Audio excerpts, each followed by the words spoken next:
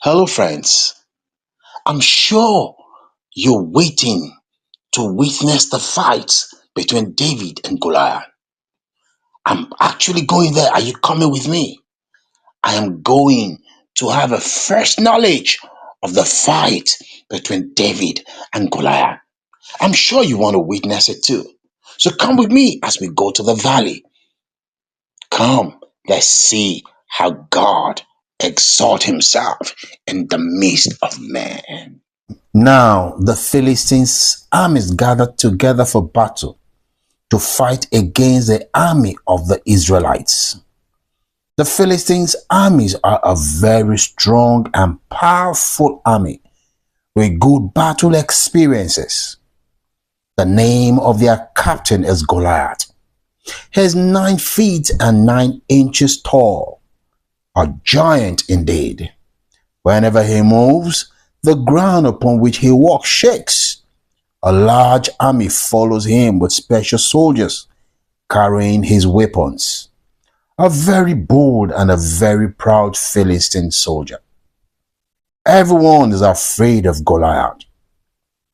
Whenever he stops, he will shout, I am Goliath, the captain of the whole army of Philistines.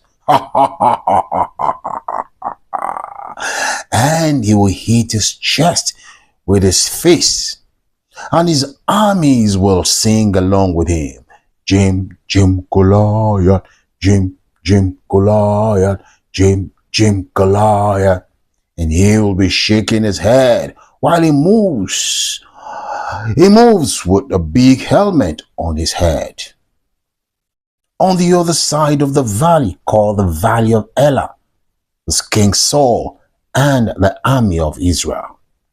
They gathered together to fight against the Philistines.